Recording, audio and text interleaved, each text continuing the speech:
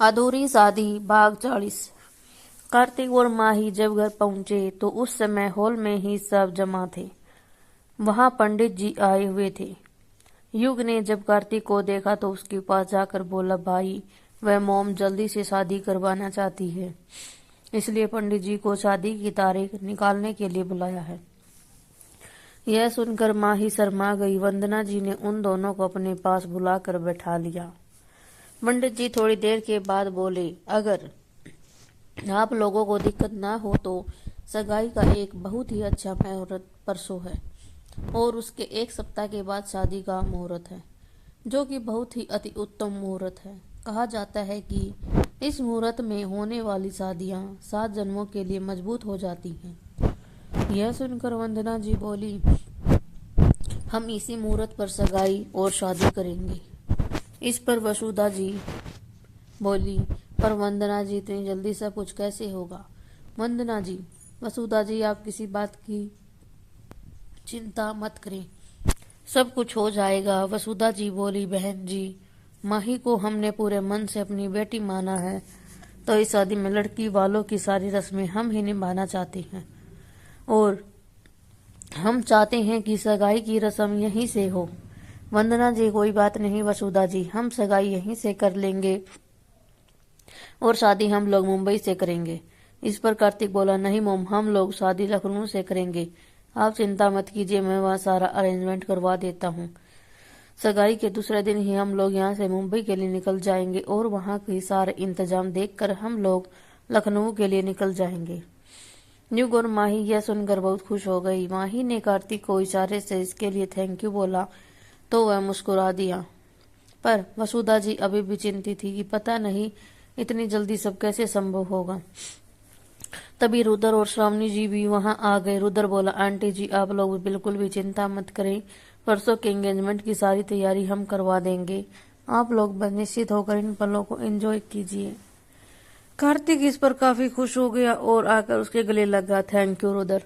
रुद्र ये सुनकर नाराज होते हुए बोला, दोस्ती में कब से सॉरी और थैंक यू होने लगा? अच्छा ये बताओ, विशाल को किसी ने इन्फॉर्म किया कि नहीं?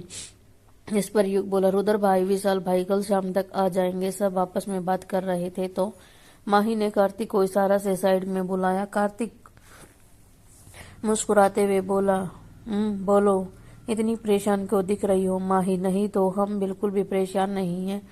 कार्तिक उसकी ओर पैर से देखते हुए बोला, यह झूठ किसी और के पास बोल लेना, पहले यह बताओ कि क्या बात है?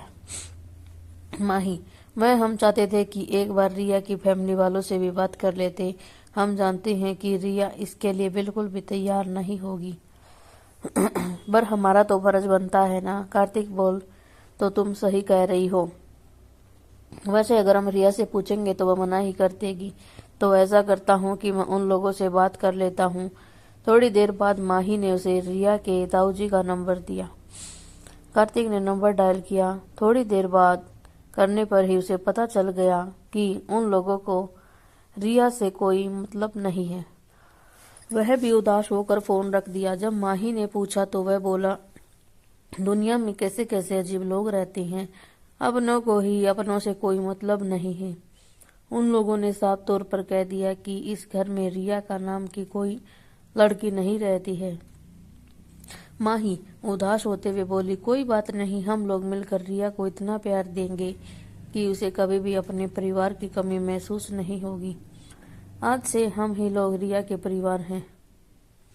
कार्तिक ने भी हाँ में सिर हिलाया। एंगेजमेंट वाले दिन पूरे घर में एंगेजमेंट की चहल पहल थी। लड़की वालों की तरफ से जो भी थे वह वसुधा जी के यहाँ रुके थे, लड़के वाले कार्तिक के फ्लैट पर। रुद्र कभी लड़के वाले तो कभी लड़की वालों की तरफ से आ जाता। सब उसका मजाक उड़ाने लगे। बाद में पता चला कि लड़की वालों की तरफ से कोई ऐसा था जिसने उसके दिल की धड़कन बढ़ा दी थी। जी हाँ, और वह थी नैना। माही और रिया दोनों तैयार हो रही थी और नैना ने पीहू की सारी जिम्मेदारी ले ली थी। वह पीहू को तैयार करने के लिए उसके पीछे पीछे दौड़ रही थी, पर वह थी कि बस अपनी मम्मा से ही कपड़े पहनना चाहती थी। नैना ने बड़ी मुश्किल से उसे तैयार किया और उसे माही के पास ले गई। माही ने बड़े प्यार से उसके गालों पर पप्पी दी। थोड़ी देर बाद सब पार्टी हॉल में पहुंचे। सामने स्टेज पर कार्तिक और युग बेसब्री से माही और रिया का इंतजार कर रहे थे। दोनों ने ही सूट पहन रखा था, जिसमें वह बहुत ही हैंडसम नजर आ रहे थे। तभी सामने से माही और रिया भी आ रही थी। साथ ही उन दोनों के बीच में पीहू थी। जहाँ एक और लाइट पीच कलर के गाउन में वे दोनों खूबसूरत परियां लग रही थी, वहीं बीच में पर्पल कलर के गाउन में पीहू की लिटिल प्रिंसेस लग रही थी। कार्तिक आगे बढ़कर पीहू को अपनी गोद में उठा लिया और प्यार से उसके माथे को चूम लिया।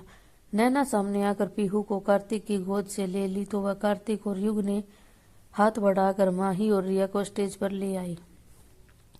वसुधा जी आगे आकर कार्तिक और युग का टीका किया और उन्हें शगुन दिया।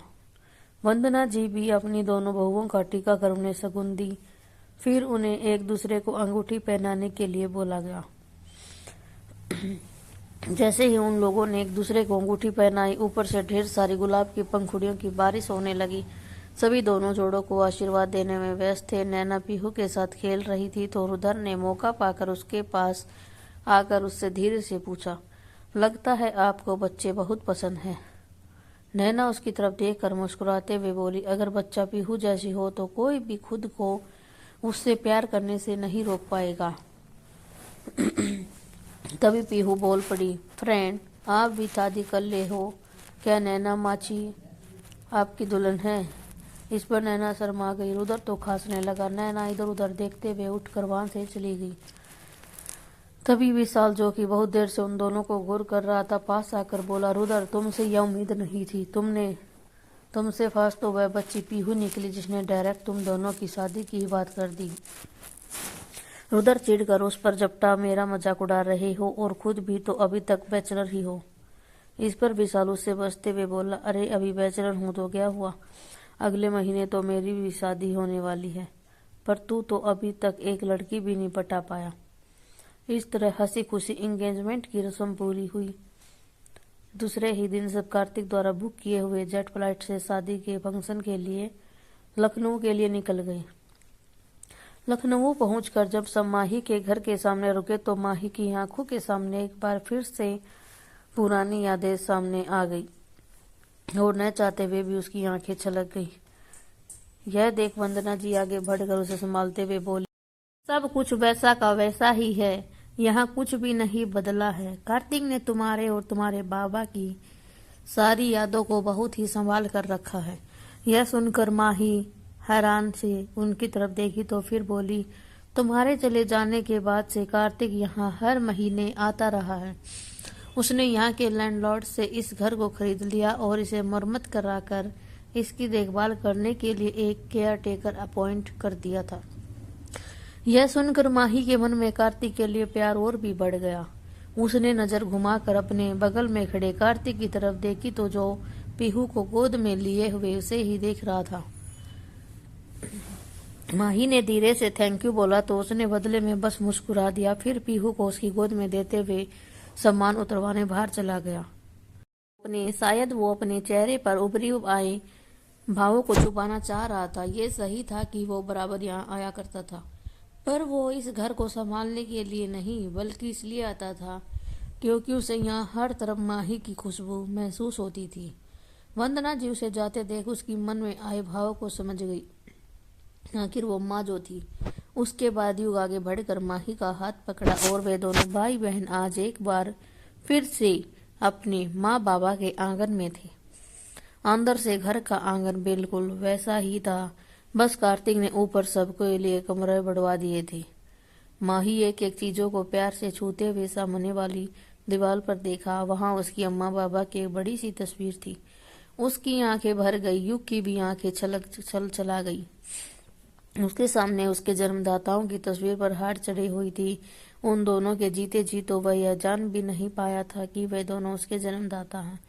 दोनों भाई बहन खुद को रोक नहीं पाए और एक दूसरे के गले लगकर रोने लगे। कार्तिक आगे बढ़कर दोनों को गले लगा लिया। वंदना जी और अमरिंदर जी भी आगे बढ़कर उन दोनों को चुप कराने लगे।